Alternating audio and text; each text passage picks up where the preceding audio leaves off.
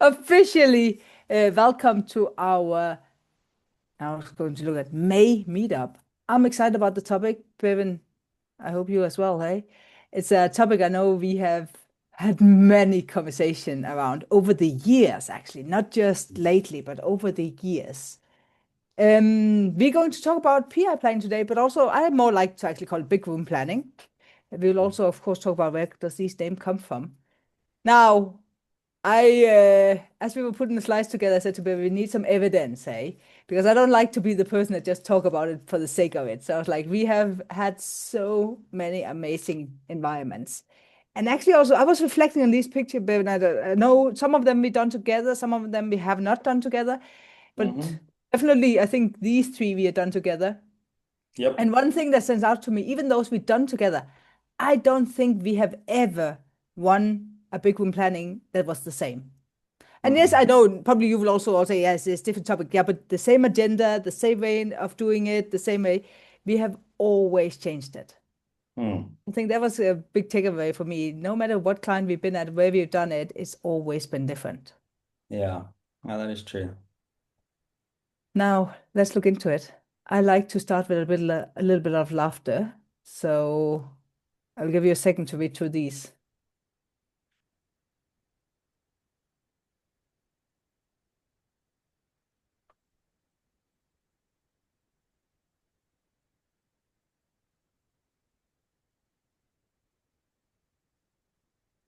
I see some smiling there, hey? Why do we smile? Lately I've started many of my talks with a meme because I'm like, it just generates something in your brain, hey? That's the thing. If you smile, it's probably because you've seen it before. This one, this makes me think about, and when we talked about it earlier also, that like I went into I want to be honest, I went into AI and asked what is actually the difference on PI planning and big room, like the words. I always like to understand where does the words come from, what's the history, because I know many people refer to it as PI planning, but there's also many people that uh, refer to it as big room planning. And I know myself, I like more and more big room planning, and me and Bevan even have other words for it also. We'll come into them later. But actually, so the PI planning, just for all to be on the same page, is from the SAFE framework. Big room planning is framework agnostic. Is that the right word? But it's not married to any frameworks. It's more where if you're not married to one framework, you use it. There's also very much actually not high level difference where they say big room planning is the more adjustable. And I think that's also why we have started to adopt that wording called big room planning because we really adjust it to the clients we had and what the need is there. PI planning, if we take it from a safe perspective, is very much I think safe or even give you an agenda, right? Yes, you of course can change it, be agile. But I've seen so many companies just following the PI planning. Here it is back in Mm. it's many years ago since I've been part of a proper safe PI planning. But it actually, if I'm honest, it felt like this. It's very much felt like this. Like you have executive in the room and you're like, are we allowed to say this out loud? Are we not? And everybody just want their plan to look amazing. And everybody just wanted to be, hey, can we do what's that thing? How what's the question now in the safe on this How confident are you? the confident mode? And everybody's The like average is always 3.6. It's always 3.6 for some because reason. that is not either or, right? It's that whole thing. I'll just go with like, it's always Mm. this, right? Yeah. What does the manager say? Oh, we will do the same thing. Mm. Does it actually add value?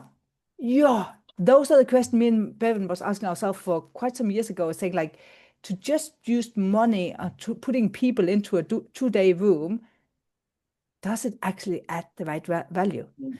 I think one of the first time me and Bevan was challenging ourselves was that whole thing about what value does it bring and what value should it bring? Because adding people into a room just for have high level conversation so we can make a board look good because hey, that's what Safe says we should. That's not being agile. That also brings me a little bit to this one. So now it's a bit pixelated. Does it get better if I zoom out a bit? Mhm. This is actually an area we are a lot in these days, hey? People think they like, yeah, agile doesn't work for us. What did you do actually? I do agile. Good example on what we just talked about. If you just followed the safe, strictly agenda, you're doing it for the sake of it, not understanding why we're doing it. But then I have to tell you, so my favorite comment from this week has been, you know, this whole agile thing, after about PI 5, it just felt so repetitive. And it was interesting because that's what we're doing it because that's the way we were told to. So, yeah. I'm not going to say into any names, but I saw companies celebrating they were on their 36 PI planning with people 2 days in a room again successfully. Like, what do we measure? What does success mean? What is it actually it mean? Does it mean that you have had 36 time people out into a room for 2 days? Is that successful? Not in my book. I tried to calculate the cost. Yeah, that is a waste. Let's look into it. What is it many people forget? Before we get into the nit and grit and our tips and tricks, me and Bevan have a conversation where it's like, where is it actually we go wrong? Because we stopped immediately and said, oh, we will share everything we've been doing. And then we're like, no, we have to go back to the core. What is the challenge actually? We've had this conversation a lot with, if you look at a team level, a team that does Scrum, often they just do the meetings for the sake of it and they never change anything. And then what happened in our organization is, oh, we need to scale. And now we have like an art or a portfolio or something. Now they need to do event. And this exact same anti-pattern happened. We just do the events for the sake of it. So now we have PI planning, big room planning on the art or portfolio level, but it's just forcing people in. We haven't changed the way we work. And we often use this slide to talk about it with companies saying, what is it actually where we're going wrong? Most companies are still stuck in the old way of, okay, we create a strategy on a board level, executive level, we have the strategy. That's most days now, hopefully only 3 years. Else back in the days, it was like a 5 year, 6 year strategy. Do you guys know what you're doing in 5 years' time from now? I don't. Nobody does, right? We don't even know in 2 days' time, and some other country has been bombed. Oh, sorry about that example, but it's a pretty good example these days, right? Everything, like it's insane what's happening these days. And why is that actually relevant? Well, I'm not going to open that can of worm too much, right? But it's interesting to see what goes on in the world impacts all companies. So how can you make a strategy? When you make your strategy just for half a year ago, you didn't expect a 30% increase in fuel. What does that mean for your strategy going forward now? Maybe a lot, maybe not. Are you ready to pivot? So what happens in companies, most companies are still stuck in this whole forward work down. We tell people what to do. A lot of companies saying, no, we don't. Let's bet you still do. We have a strategy that turns into annual budgeting where people have to come with a big proposal of business case. How do you want the money? They get approved. And here we already focus on the Gantt chart, on the solution, on what is it we have to build. That get forced down into the teams that often just get told what to do and nothing breaks there. This is the biggest mistake most team does. And I don't want to say team, right? Because that's actually what impacting our team, but it's beyond our team impact to change. This is actually where the big room planning comes in. In the middle here. Yes, from the top executives, we need to get strategies down, but it should be strategies. And then down here, we need to problem solve. How do we solve this problem correctly? And that's where the lines should meet. So big room planning is not just to plan our details. It's actually to align what is the next big thing we should be doing. This becomes even more important with AI into the market and all the change. Because what is this powerful behind? It is this constantly change. When we have constantly change, we need to constantly adapt. So yes, we can still, of course, we have a plan because without the plan, we can't pivot. It should be a high level plan and then make sure that we constantly have this engagement between the levels to understand where do we pivot. This is the plan, but now this comes in. So what this actually show is from an enterprise level, how should an enterprise level work? You have on top your strategy. We work with the OKR framework there to get some objectives. How would we know we would achieve it? Then most companies still do annual budgeting. Let's not tackle all problems. There's many things to tackle in these pictures. which then come into a QPR, QPB. There's many words for this. What this is actually depending on in your companies is where every quarter business has like a review. What is happening? What should we go forward? Now, this is what many agile coaches, scrum masters forget about, saying, no, our agile planning is just for this levels here. No, it should actually feed in to the strategic perspective of these things we do. I don't know if you want to add anything, but now I'm putting you on the spot. No, no. Well, it pretty much summed it up quite nicely, right? I mean, again, what tends to happen is that top-down, bottom-up conversation is what's missing in most organizations. So if you go and speak to executives, like you said, they'll say, "Hey, but we've got our strategy, we've communicated it, we've done all the, town halls and the cool emails and whatever it is," and they're basing their decisions on the information that's coming back up.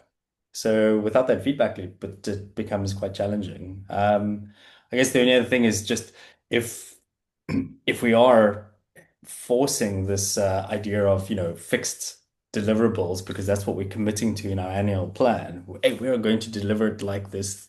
How? And we don't allow that variability in something like a cadenced PI planning where it's fixed time, fixed cost, then you're going to be fixing all three core variables of which is going to impact quality. Um, and that's what, at least in my experience, what most organizations experience. They wait until the day of PI planning, and then if they're lucky, they'll get it 2 weeks before.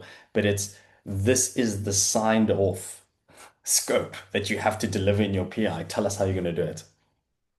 No, we don't like that answer because you're not delivering everything. Fix it. And that kind of is where that top-down, bottom-up loop just falls apart. It makes me think of this, right? So many people think PI planning is part of making the perfect plan. No, PI planning is about creating this transparency of understanding. We have a plan, but where is our dependency? And every quarter, we can plan the next step in our journey. A little bit more details, but there could still be things happening that will impact it. And that's why it's not a set in stone. It is a plan what we know so far. So I mentioned the confident vote earlier, right? So I was struggling to find the word. I remember it from peer plan, but I never use it because I'm like, confident on what? If you are everybody try to stand there and want to get the most confident. I'm like, if you're confident, it means you have planned like this and see it as a linear approach. Is that the right way of being agile? Because if we were truly agile, we would know we don't know. We have a plan so far. So the confident mode in the PI plan says is like, how confident are you to could do this plan? I assume like most of the time we should be one because we don't know. Like there's a risk. Most risk is we can't do it, but we have a plan so we can pivot and keep the loop updated. And that's what many teams forget. They think it's the perfect plan. Now we give it to executives and then they run away with it for that quarter and they first get feedback next quarter. No, it should be a continuously feedback loop of understanding what's actually happening. Our quarterly plan is just what do we think right now with what we know right now, what happens the next quarter.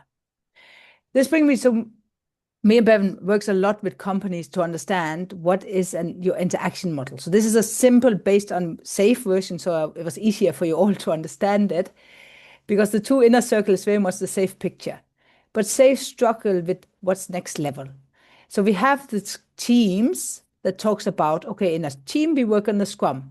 And then if you're familiar with the same framework, right, it has the art or portfolio level of saying, okay, we need to bring everything together. Now, there's two big challenges if you first look at these things. Firstly, is that whole thing, our team actually don't work Scrum. They've been micromanaging with the Scrum framework. So nothing has changed in the way we work. Secondly, adding on the next layer is actually the same anti-pattern, just on the next level of we doing an event for telling people what to do. It doesn't change anything. And the worst part is actually when we don't integrate it into a third level of saying, no, the whole ecosystem of a company actually needs to be aligned. And it's the conversation between these that it's important to understand what is actually changing in our journey.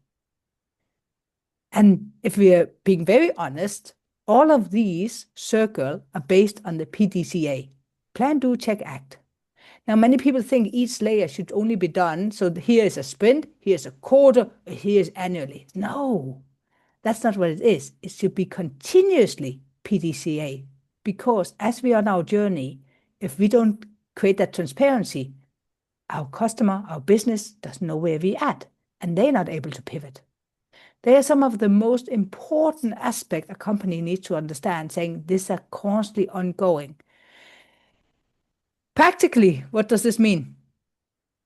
This is some stuff. So this is a picture visually. It's always nice visually. This is kind of like a perfect world. So what me and Bevan normally work with companies, we start to, when we work, we outline, we would ask question about what events do you already have on these level, board executive levels. A client I'm working with right now, I ask, when do you have your meeting? So instead of changing, we have to be agile, the approach is much more flow and say, let's add value to you. Okay, when is your, as a executive, you need to update business? When is your quarterly business review? Oh, they're falling there. Okay, that means we need to get something.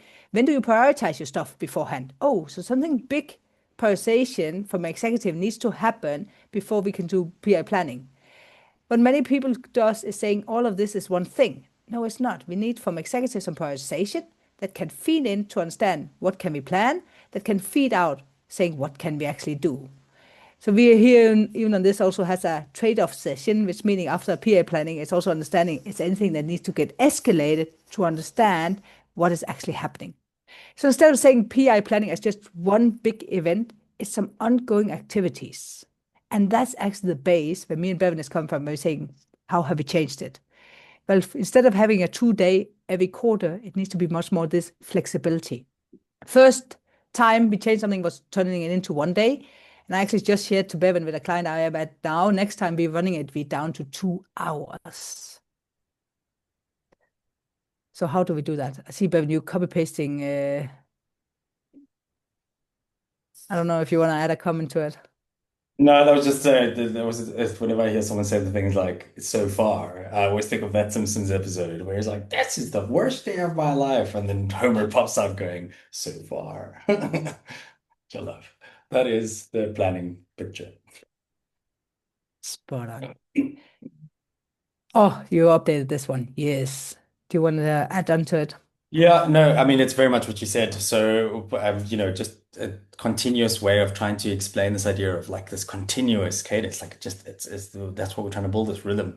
And depending on your time frames and when you run those, I mean, the whole thing of what we're trying to say, empirical process control, we're running it on this plan, do, check, adjust. So we're going to do something, we're going to plan something with a direction, we're going to do something, check and adjust. And the analogy that I always like to put in that picture is always the thinking of, if you put in you get in your car these days, you don't have to take out a map anymore and like plot it from driving. I don't know if you remember from back in the day. I think most of us are old enough to remember that. Where you would actually, before you would go on like a 20, 30 hour road trip, you would have to actually have a physical map and draw it in. And if anything ever changed, then you couldn't see what was coming up ahead of you. And GPSs these days do the same thing, is we look at defining our destination, knowing where we are right now and saying, hey, here's the first plan. But the moment you start driving, if there is a roadblock that happens in front of you, for whatever reason, a tree falls over, very relevant these days in Cape Town. A tree falls over, so that road is now closed. You can get that information as a feedback loop to be able to redirect, right? And you can choose, do I want to go that way or that way? And that's kind of how the continuous planning needs to happen as well. Let's look at our data and information, put our head up. Okay, cool. We're still on track with our plan. What do we change? What do we do? Yeah. Right on. That just made me think about, I often say, or used to say in my training, definitely, if you have shit and you want to scale it, you just get more shit.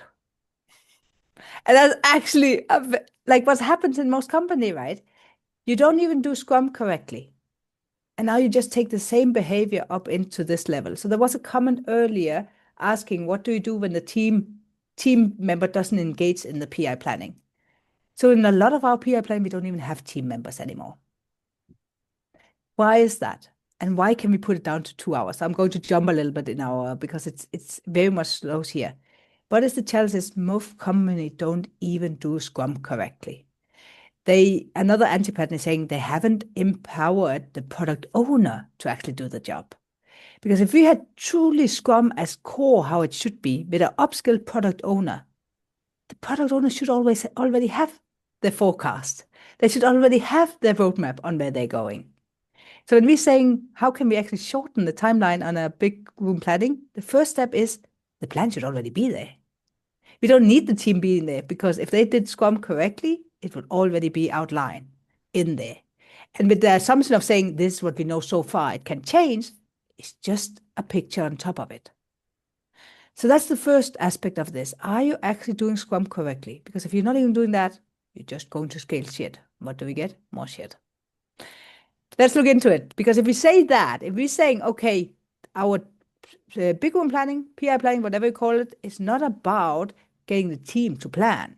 That should be ongoing product backlog refinement activities, right? What is it then about?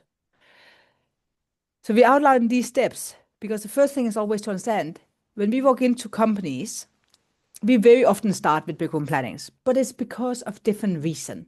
What is actually the problem in your company? That's the first thing you need to ask yourself. What is it actually you want this event to solve for you? Now, many people think it's to outline work.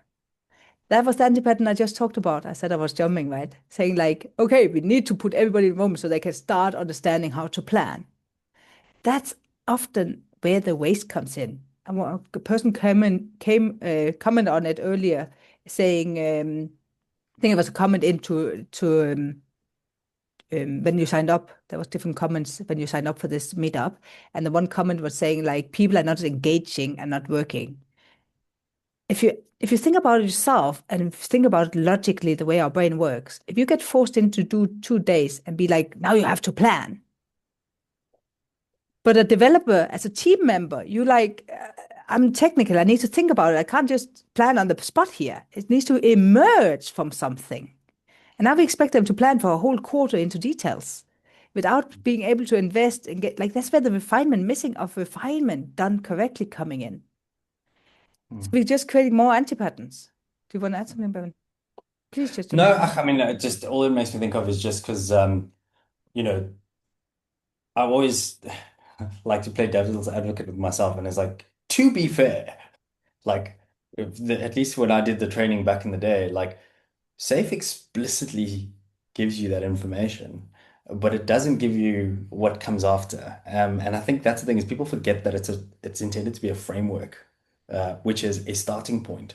So if your organization has never planned collaboratively, has never done any of this, yeah, excellent. Big room is a good way to kick it off and start. Um, Generally, the rule of three. If by the third one you're still doing the exact same thing, then something's gone wrong, right? Then you're focusing on the event as opposed to the outcome. So yeah, it's interesting stuff.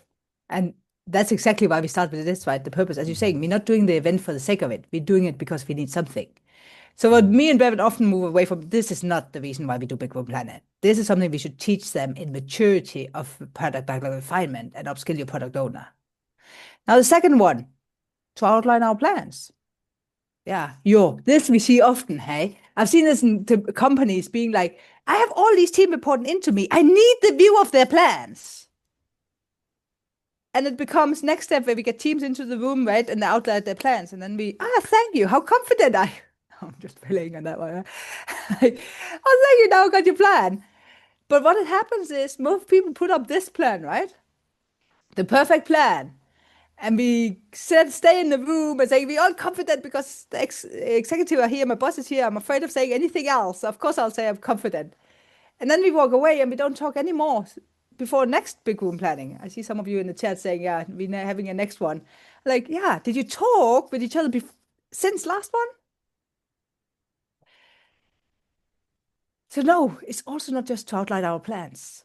Because again, if you had done these two, they actually go hand in hand, right? If we had to proper Scrum with product backlog refinement, with empowered product owners, we should have this. That's accountability of your product owner. That reminds me of another big anti-pattern I've actually seen. Too many people think it's the Scrum Master's job, all of these things, hey? It's like I walk in, the agile coach come, and all the Scrum Master is busy in the PI planning. I'm like, where's the product owner? No, they'll come later. I'm like, say that again? Where's your product owner? No, they'll come later. They'll pop in when they have time. Comment in the chat, yeah, can never find the PO. We have simply fully misunderstood. So that's the topic for another day. This whole thing about Scrum Master have to do it all. No, it's actually exactly the opposite. PI planning is for your product owner. They are accountable for driving the value. That is your plan. I simplified a little bit now, but that is, again, I say, a topic for another day. Now we're getting introduced it. If it's not about just outlining our plan, it's not just outlining work, where is it actually it means? It's the two next one. It's actually to understand your dependency and risk. Now, these are two interesting aspects of it, because if we fully understand the Scrum framework correctly, this shouldn't exist. But let's also face it, you are not perfect plan. You are in an environment where they have probably extreme amount of dependencies. So when we talk big room planning, this is actually the main reason why we do it. Understand dependency, because what is dependency? It's actually risk. I should have swapped these two. These two live so closely together. The more dependency you have, the more risk you often also have. It's these things we understand, because what is it these two do? It's actually the ones that feeds directly into this picture. It's the one that impact how this picture will turn out. And if we can't create transparency of that, we can't inspect and adapt. So that should actually be our goal. How much can we create transparency so we can inspect and adapt, rather to just stick in our sprint? Yeah. This, And Milena, just to add on to that, so that risks and dependencies being, so I always categorize it this way to say like risks are the things that you think will happen or are likely to happen. They're theoretic. Dependencies are the things that we know are risks. Like we know we have a dependency. We know that yes, we cannot do this without. And that's what we want to be able to raise up is I can see there are trees. If you look at your picture, like I can see there are trees ahead. That's dependency. Right, you know that's going to slow you down. So you're saying that the plan that's on top is not real. We already know that we can do that in. What we can't see is the depth of the little rocks thing, or that there's water in it. But we know that there's a potential gap there. We just need to know how to bridge it, and that's yeah. So just another reframe of that. that brings us into the tips. When we know now what is it actually about, where do you also start? Well, start to understand what are you actually driving, right? What are you trying to do? If you don't have your picture of your flow, what does big room planning, your PI planning feed into? What is it? Even a question about what outcomes needs to come out of the big room planning to be able to feed into this next one. I know, Bevan, that's something we've been working a lot with companies about. How should it, like, what reports? How should it look like? All of these things doesn't mean we've done it. We facilitate the conversation to understand how should it look like, and then get the right people to do it. Give it your agenda. How when I say I can go down and do a PI planning in 2 days, 2 hours instead of 2 days, it is when you're very, very focused on what is it you want to achieve. So I try to copy. So these are original agenda from some of our events. I was trying to find two different ones so you can see they're not the same. Here we're still very much stuck on that's a 1 day one, hey? Yes, I was just seeing. I don't have any of our 2 days. We'll come back to this risk. I'm very amazed about that. Up here, this company doesn't have so much risk resolution as this company. That's why it's been shortened. Now, to give you an example on how can we shorten it down to a 2 hour thing, firstly, and even this 1 day, first step is saying plan beforehand. So we tried many different versions. Sometimes we have even pinned people's work out and had it, instead of them had to write it on post-it and write it down. It takes a incredible amount of time. Most companies have their work in a tool printed out. Now there will also be a lot. Especially a client I am at right now was to me like being, oh, Malin, can we not do it virtually? No, that's the power of the big room. Like, what is the success of it? It is to get everybody into the same room and have the right conversations. Not any conversation, the right one. And that's what our agenda drive is, trying to have the right conversation and the right time. Now, a big learning is this whole thing. Everybody doesn't have to speak at the same time.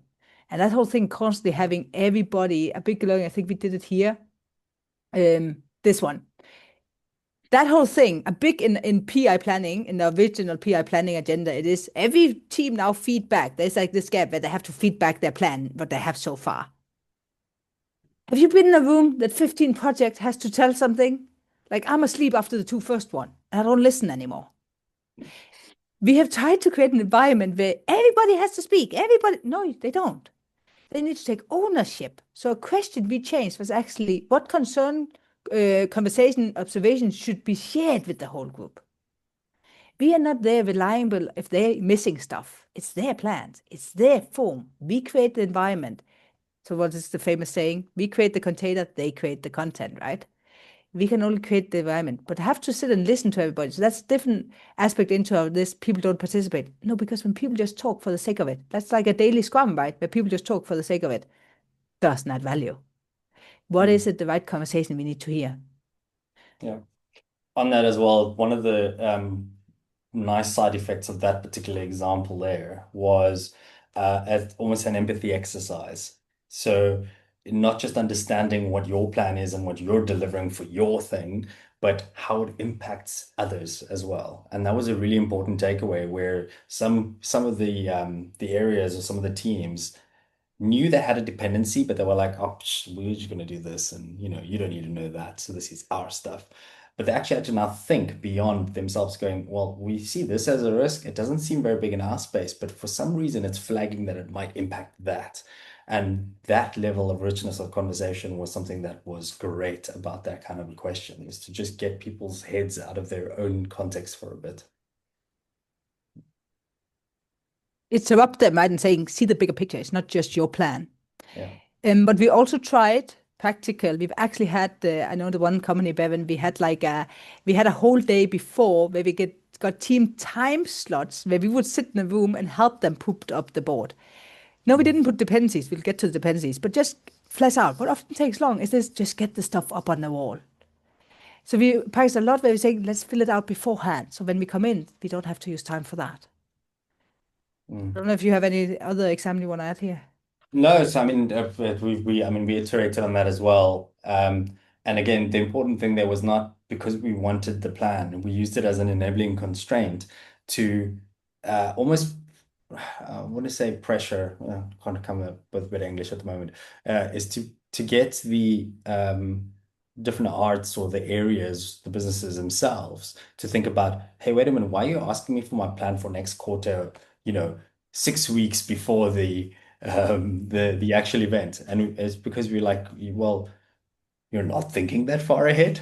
So again, we're trying to encourage this idea of continuous planning and this evolving roadmap that needs to happen. And again, that drove probably the biggest behavior shift in that particular organization, because they were able to start going, we always need to have 3 or 4 quarters worth of plans. We know that they're going to change, but we need to be thinking of where we need to focus our attentions for getting ready.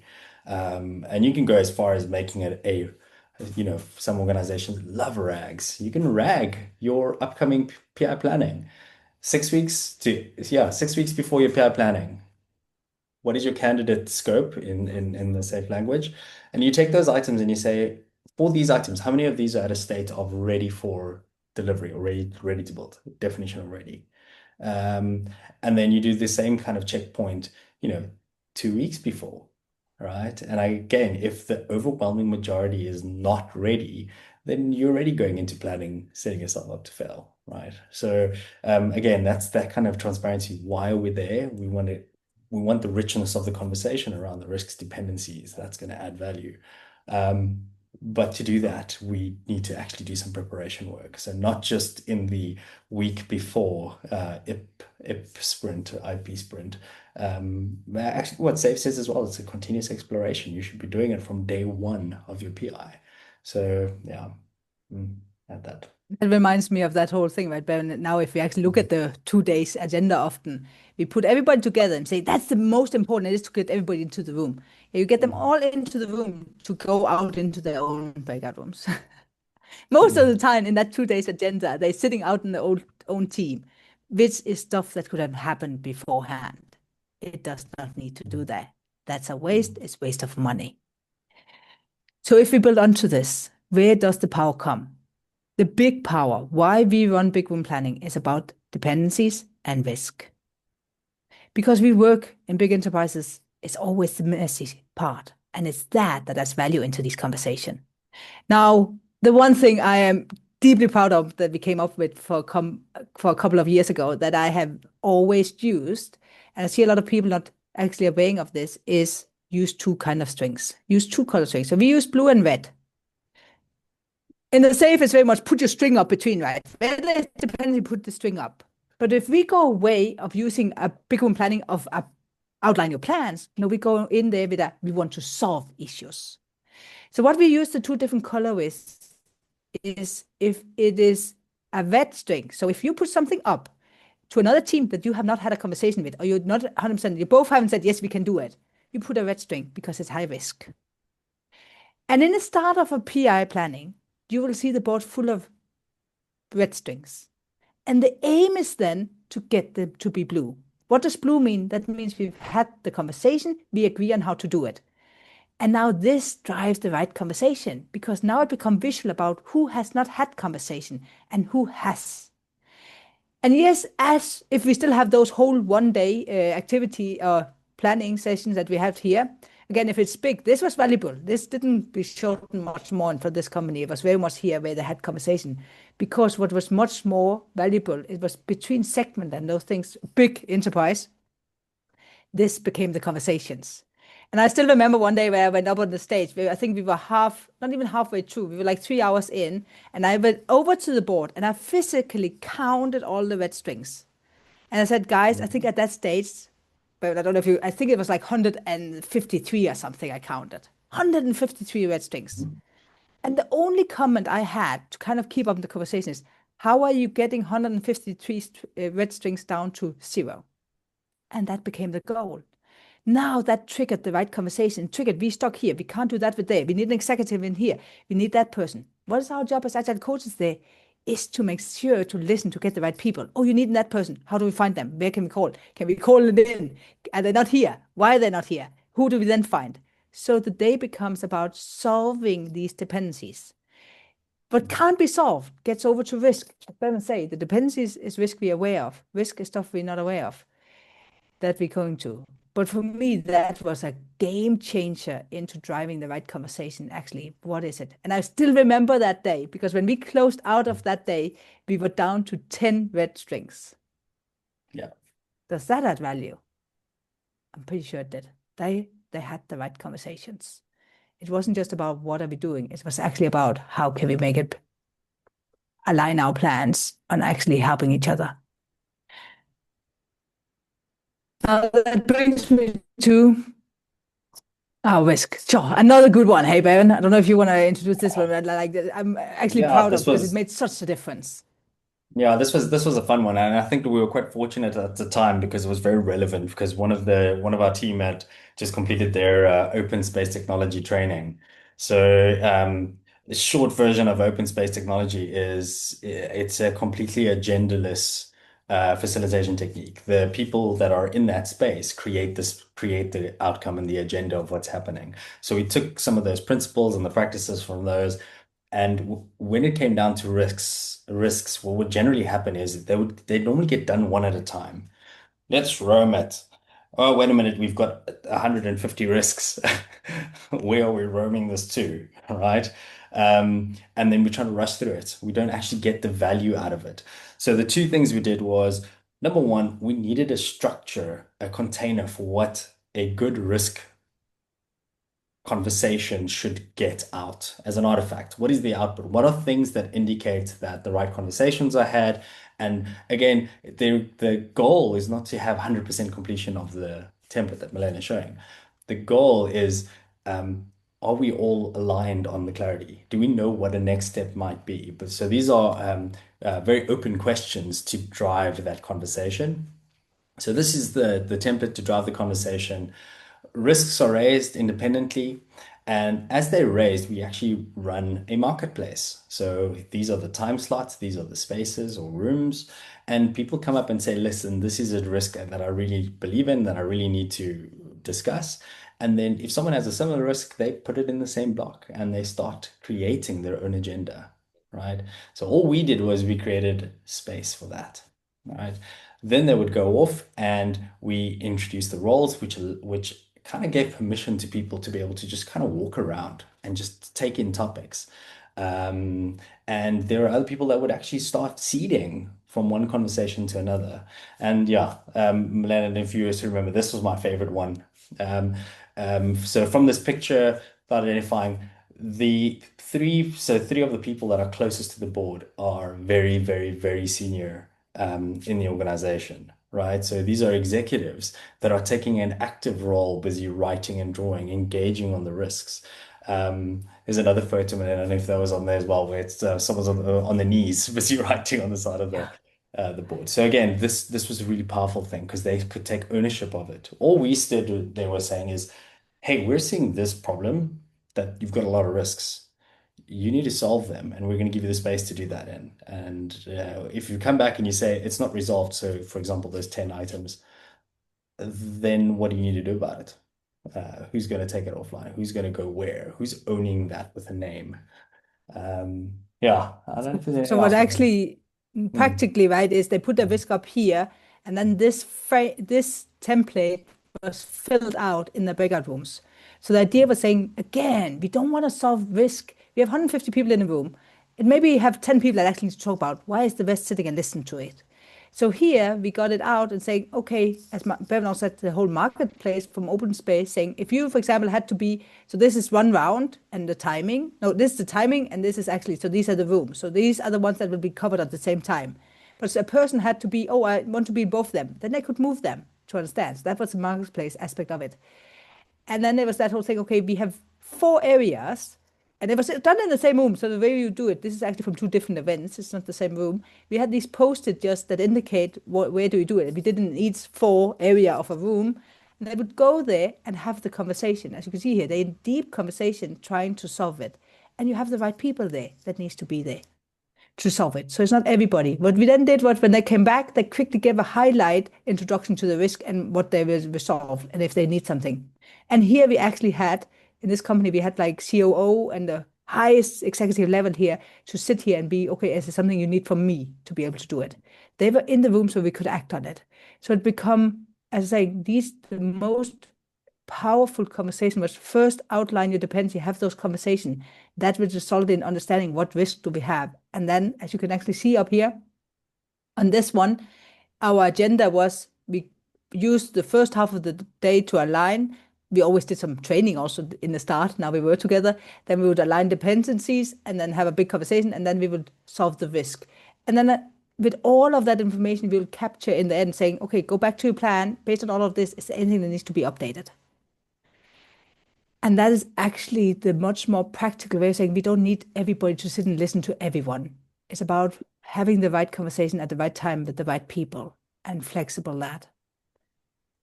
Now, of fun stuff, I think those things were fun though. But what we were always also very, very good at or are good at is actually, so you'll see in the agenda here on both agenda, we have closing retrospective. So now that's also official part of um, PI planning. But what I see what many companies struggle with is the feedback loop on that. So what do we see is, yes, we get feedback, but nothing is done about it.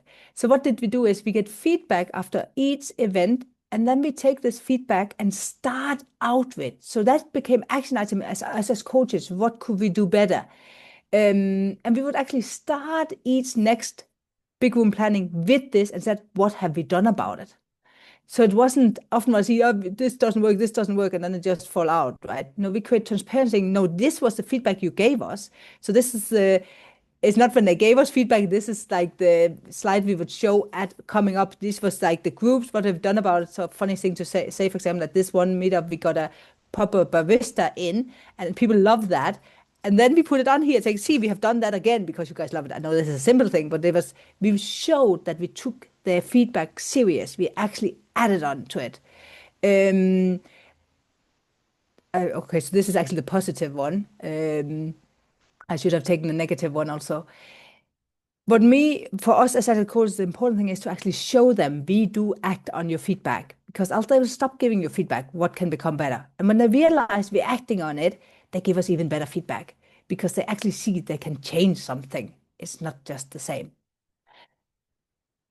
Beside all of this, so I think it was was it? Yes, for 2 months ago, I gave a talk. So if you missed that talk on how to make powerful icebreaker, it is on our YouTube channel. A much more condensed saying what is actually the science behind powerful icebreaker. So I'm not going to go into that today. You can go there, but I do want to cover some of the stuff that we try to do, because how do you engage 150 people, or how many you have in there?